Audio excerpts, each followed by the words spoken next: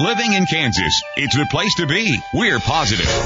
This is Kansas Live on 580 WIBW. Be part of the show. Call in. In Topeka, call 272-9429. Anywhere in Kansas, call 800-272-9429. Now, here are your hosts, Jamie and Roger. 580 WIBW Kansas Live. Good morning to you. Today we have my friend Jimmy Griggs. I shouldn't call you James. Your wife told me that you're not that mature. I didn't say that, she says. But it's Jim Griggs. I'm so sorry that I called you James. Oh, that's fine. Yes. As long as they get the name right on the check. Exactly, exactly. Well, we're so excited that you're here today, and you just came back from a trip in Tanzania. I'm not sure exactly when you came back, but you were there for quite a while, taking quite a few pictures. This trip was roughly 2 weeks long. Shot 9,000 still shots and a couple hours of video. So Do you feel like everywhere that you go after you've been shooting that much that it's like you now can't go through life without a camera? You always have to be taking pictures of everything because it's beautiful. Well, I've been doing that anyway. Yeah. So, I carry a camera almost all the time. It's always with you. And your wife's here actually taking pictures of us, too, while we're doing this. Right. Quite a great event. Tell us a little bit about your trip to Tanzania.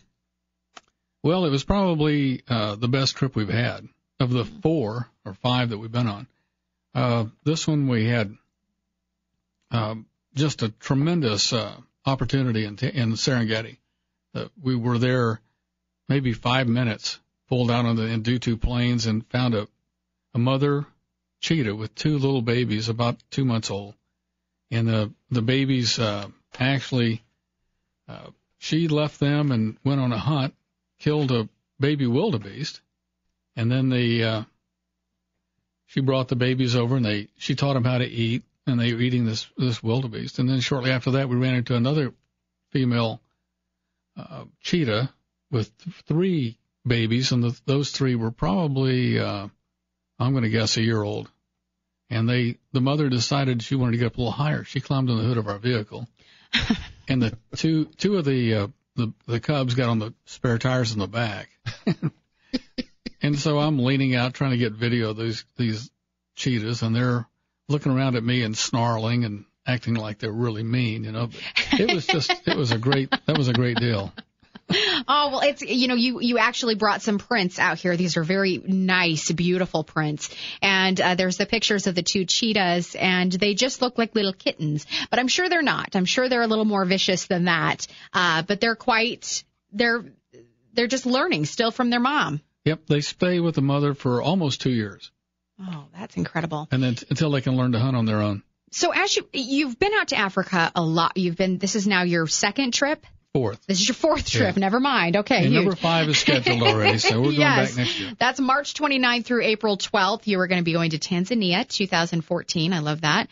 But when you go out here on these trips, what are some of the big things that you notice?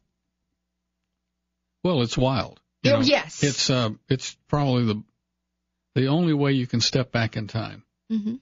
It's like a time machine. You walk back into the earth as it was a million years ago. Mm-hmm. It's all wild. There are no paved roads. Not yet, anyway. Not yet. Yeah, there's a proposal that we're fighting. We don't want a paved road through the Serengeti. It encourages poaching. Mm-hmm. But it's just wild. There's no fences, no houses, no people, except for us, tourists.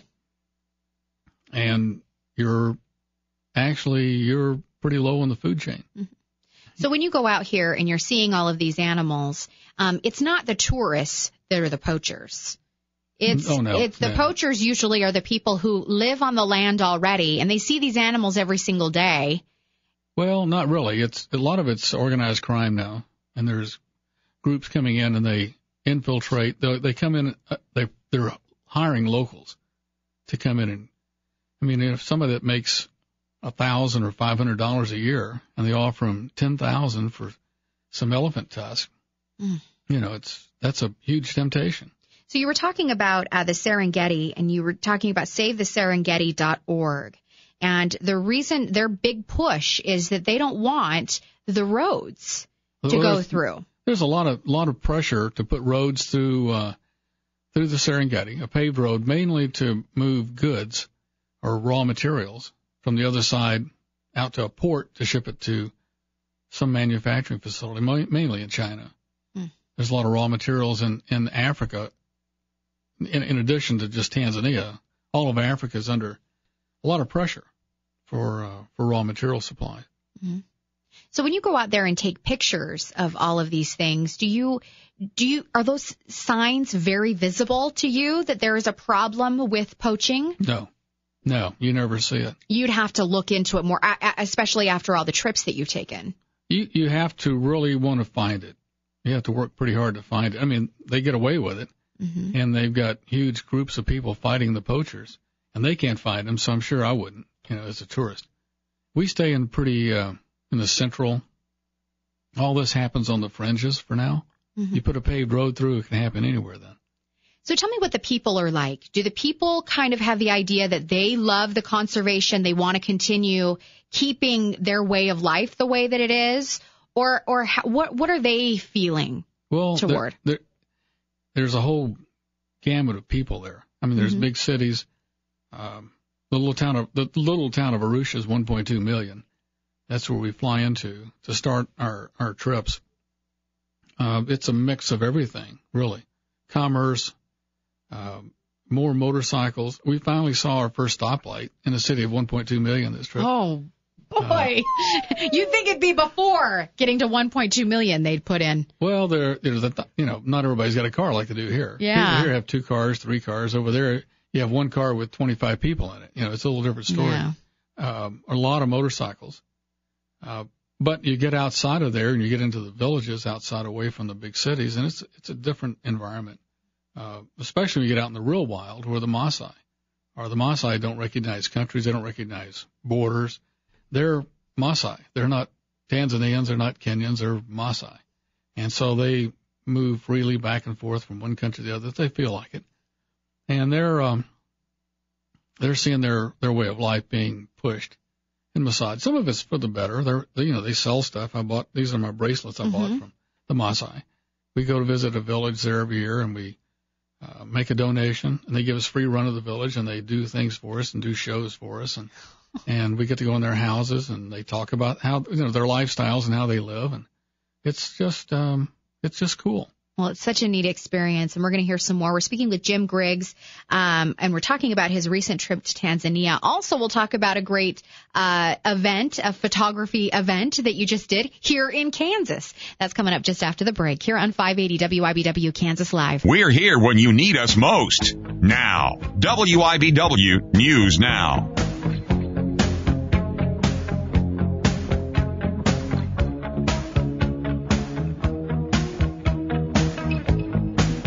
580 WIBW Kansas Live. I hope that this isn't something that I just get to talk about with you. I hope that I get to go out there and visit sometime. And I know that you do have a trip coming up in 2014. We're speaking with Jim Griggs right now. He just got back from Tanzania and took all these beautiful shots. But there's so many places in the world that a lot of people don't actually get to physically see. They just get to see them in the pictures. And you're one of those people that gets to take all these pictures and you bring them back. Well, it's something about. I came. He's like, I'll gladly take it. I'll do it. I came from a family that always wants to know what's over the hill. Okay, so I'm just curious. I've always got to go see it. I've got a Walter Mitty complex. I want to do everything at least once. Yeah. And after my trip to Africa the first time, it was going to be a trip of a lifetime. And we were getting on the plane to come home, and I looked at my wife, Cindy, and I said, hey, it's only the first trip. We got to come back. She said, agreed. So we've been going back. I can't quit. Now I'm starting going to Peru, making my second trip to Peru in August. We're going to go down there with a group and do some photography there. We did last year as well. And then I'm trying to set up a trip for next year in addition to Africa to go to the Galapagos Islands again. Just want to do that. And then somewhere on the event horizon is New Zealand. I want to go to the South Island and explore that a little bit. Well, you're able to go out and see all of these wonderful and neat things that a lot of people don't get to see firsthand. But you also just got done taking a lot of pictures in McPherson, which is where you're from. excuse me. Tell me a little bit about what you do for the Convention and Visitors Bureau. Oh, I kind of fell. Because this is interesting how you fell into it, but that you can find beauty and interest everywhere. Well, it's all over. You know, it's like I talked the last time. You know, it's photographers learn to see instead of look, and you see things and you concentrate on detail, concentrate on the light, where it's coming from. But I got involved with the Convention and Visitors Bureau about 3 or 4 years ago, and Ann Hassler, who runs it, is just awesome. She asked me if I would do some photography for them, so I've been photographing events and I mean, they're using my stuff on billboards, and every brochure I pick up has got some of my photos in it from, you know, stuff around town, things that go on. It's fun. I enjoy doing that. I've been doing a lot of work at photography at Maxwell Wildlife Refuge in Canton. We talked about that a little bit last time. I'm doing a workshop out there June 1st. Introduction to wildlife and wildflower photography. I don't know how you combine the two. But, you know, it's at the same time. There's wilds in there, yes. Yeah, wild, both wild. It's for beginners, and it's full. And then we're talking about doing some more workshops out there. We also run trips out there for people. Since it's in McPherson County, we go out and take people out and let them experience the prairie, the bison. In the fall and winter, we do elk, because the elk are out there, and that's pretty amazing, because there were originally plains animals until the white people came and ran them to the mountains. So. I know. But there are, you know, there's so many great and interesting, neat things, you know, in our backyard. Oh, absolutely, I mean, that's exactly what you're illustrating here is, yeah, you can go out to Africa. It's a wonderful and amazing experience, but you can find a wonderful and amazing experience right here. Well, yeah, if you just know how to look and how to see things. You can look at stuff and not see it, but seeing it is so important. And that's what we try to teach in these workshops. It used to be about f-stops and shutter speeds and all that. I mean, it still is. But to a certain extent now, with all the automation and people, you know, you get instant feedback. You shoot and you look at the back of the camera, it's not good. So you shoot it, change things, you shoot again. In the old days with film, you waited a week and you got your slides back and half of them went in the trash because they weren't quite right. Now you fix it on the fly. So we teach people how to see, how to do composition. That's the hard part. But even with this, not this last trip to Tanzania, but the trip before, didn't you say that your wife used just a little point and shoot camera, and you used a lot of those pictures? Oh, I used a lot of them this time too. Yeah. In fact, quite the photographer. In fact, I carry one little camera that fits in my shirt pocket. It does a great job. I shoot with it quite a bit. I shot a lot of landscapes. I've got the big lens on for the wildlife. And then when I see a landscape, I just grab that little thing and shoot with it. It also shoots video. I had a dedicated video camera. I had a little camera that shot video, and then my two big cameras shot video. So I shot a lot of video with them as well. It's still shots, but I use the video a lot more these days. I mean, that's where photography's headed. It's headed to video, and I'll know a lot of people are going to cringe when they hear this, but if you think about it, in 5 years, 10 years, whatever it's going to be, I can't predict that. Magazines won't exist. I mean, people will have some kind of device, an iPad or whatever, that they get all their magazine stories in. And if somebody's going to do a story in there, wouldn't it be great to have a video clip instead of a still shot? Yeah. I can see it already going that way in some cases, because a lot of stories like to give the extra added behind the scenes sort of a thing, right. and it gives you a little more depth when it comes to a magazine. Right. And most of my professional friends they're now shooting video, and they're cataloging their video files, clips, and they market those. Yeah, that's pretty interesting. You also do, so you do a lot of stuff with the McPherson Convention and Visitors Bureau, but you also did a lot of stuff with them with their pictures, in their archived pictures, and you were helping put it together for a new project. Yeah, well, the All Schools Day parade this was the 100th anniversary. So they had reams and reams of photos and negatives, and they dated back to the 20s. And needed somehow to get them digitized so they can put them into a book and into a documentary video. So I happen to have the equipment to do that, so I digitized, I don't know, maybe 1,000 slides and negatives and prints We scanned all hours of the night, all hours of the day. We just 24/7 almost to try and get this done for the deadline because the book is out now. Yeah. And the video is in production. They wanted video from this year's parade since it was the 100th. I shot video on the ground and some stills, and my wife went up in a small plane and flew down this main street and shot stills from the air. Yeah. So that'll be probably be in the video. So when all of this, all of this stuff that you've done, I mean, you've been all over the place, you Peru, and now you want to go to all these other places too. What happens with all of this stuff? How do you archive it? How organized are you? How many mini SD cards do you have anyway? Yes. Well, everything I do goes onto a hard drive, and not just one hard drive, but 3. So everything I download it twice to 2 different hard drives, and then I back up that to a third hard drive. It goes into a fireproof safe and a fire and waterproof safe.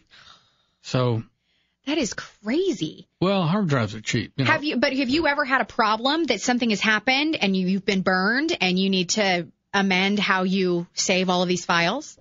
Not yet. Not yet? Not good. I mean, I have lost a hard drive. I have had a couple of hard drives go bad. But, with slides, we used to do what we call camera dupes. If something great was happening, you just put the motor drive on and go, shoot 5 or 6 of them. And then you've got a dupe. With digital, you don't need to do that, although I still do it. I still do camera dupes. So that's your knock on wood dupe. Mm-hmm. Well, I've got a bunch of series of them, but then if you lose the hard drive, you lose all of those. Mm-hmm. So I don't know. I've never trusted digital in that respect, so I do double backups. That's incredible. Do you still use like a film camera though too? Do you use like a regular film camera ever just because you like what it does? Maybe it makes your photography look a little different. I've got some. Do you want to buy one? What? I mean, do you use them occasionally? No. Like you just take out your regular. Yeah, I don't use film anymore. I held on to probably $20,000 worth of film cameras, just because I thought, this is just a fad. Yeah. Because it seems to me that even the digital look at cameras, some people are like, I like the old feel of having to look at film and deal with film and the way you can manipulate film. Well, filing it, storing it, retrieving it, it's a lot more difficult with film than it is with digital. With digital, I go in and I keyword everything. So I can pull up my USA thing that I use in a program called Lightroom. I can pull it up and put in the word bison, and it'll bring up all 7,000 bison images. I can put in bison winter. It'll show me only bison pictures that were taken in the winter with snow or whatever.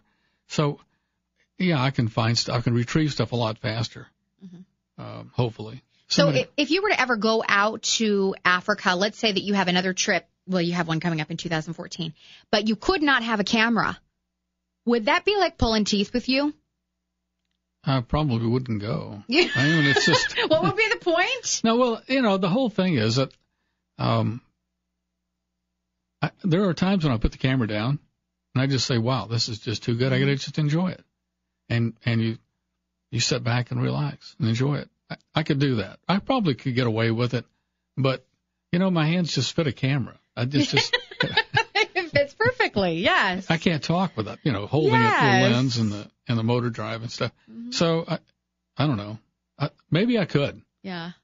When you lead the trips, you don't, you want to make sure that the people you're taking with you get to see everything. And so I kind of hold back a little bit. I don't jump up in the front and, right. And I probably pass up a few shots well, in fact, this trip, I know for a fact, the trip before I shot 14,000. Mm-hmm. This time I shot 9,000. I'm sitting here thinking, okay, how many more zebra shots do I need? How many more wildebeest shots do I need? and we now, sleeping lions. Because the ones from 2013 are going to look just like the ones in 2012, probably. Some of the shots. I mean, if you do a whole bunch of zebra shots. Yeah, they don't vary a whole lot. They all have stripes. Yeah. So you just sort of, you're looking for something unique. Yeah. And the more times you go, the less unique you see. I mean, exactly. You have to wait a little bit longer for something unique to happen. Yeah. So you sort of pick and choose. Well, that's some pretty interesting stuff. Just being able to get out into the world and take pictures, and for people like me, I mean, because I'm not going out to Africa anytime soon, Tanzania, any of that, even Peru. I'm not really doing much of that, but I am thankful that I'm able to see these pictures, and you brought some beautiful pictures. Thank you so much for that. One more thing too is you have your friend, Dr. Frank, in fameafrica.org. How did you become friends with Dr. Frank? Well, we heard about him back in 2006, I think it was, and got his email address and emailed him and said, anything you need. And he sent back a list. Of course. And we filled up a suitcase full of stuff and took it to him. He left. He was a, very wealthy individual in California as a doctor there, and had something that happened to him in Africa. And I'll let you look at it on his website, fameafrica.org. He had something happen to him and he almost died. And the Tanzanians saved him. And he decided he's got to change his life. Sold everything and went to Africa. And so we took him all this stuff, and he was just so thankful. And I thought, he comes to the U.S. once a year and does little fundraiser talks for about 4 weeks. So I gambled, and I said, you want to come to McPherson, Kansas? And he said, where the heck is that? Where is McPherson? I said, well, it's the middle of the state. He said, okay, sure. So he came to our house, and we did fundraiser talks for about 3 days.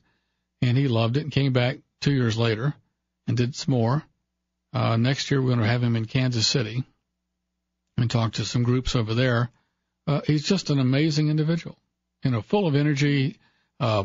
He said, one of his famous quotes is that he said, I need Africa more than Africa needs me. He said, I'm a better person here than I was in the U.S. Do you ever think that maybe he's talking to other people about you and saying those things about you? No, I'm sure he is. Also, Great Plains nature photographers, you have your big meeting coming up. Oh, well, it's November 22nd? 23rd. November 23rd. Yes. It's the Saturday before Thanksgiving. That's how we always peg it. We've got a great speaker coming in, Lois Kemper.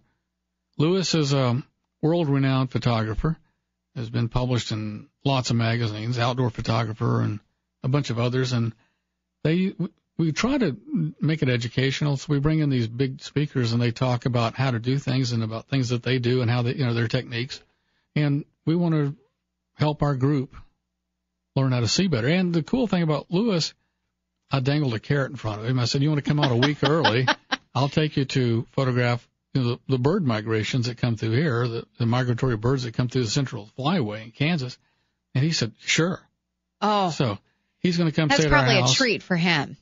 Well, yeah, he goes all over the world, too. I mean, he travels to Africa. He travels all kinds of places. But, we had Art Wolf here once and took him out to photograph prairie chickens. This is a guy who just finished a book on all the exotic animals of the world. He'd never photographed a prairie chicken. So I don't even know what a prairie chicken is. Well, it's a wild bird. It's a wild bird. About the size of a chicken, but they're cool. Anyway, he shot, I don't know, maybe this is film days. He shot probably 10 or 12 rolls of film. Oh, my goodness. Of prairie chickens. And he was delighted. Delighted. Well, loved it. Well, thank you so much for coming in here and, of course, bringing some wonderful pictures of your trip to Tanzania. It sounds like such an amazing event, and I'm sure you enjoyed it. You got to go. Yes, I've got to go. And, in fact, I have the brochure right here. I can go. Yep. I can just write a check for the whole thing. It'll be real nice. Thank you so much, Jim Griggs, here talking about his trip from Tanzania, also from Jim Griggs Photography as well. We'll be back again in just a moment on 580 WIBW Kansas Live.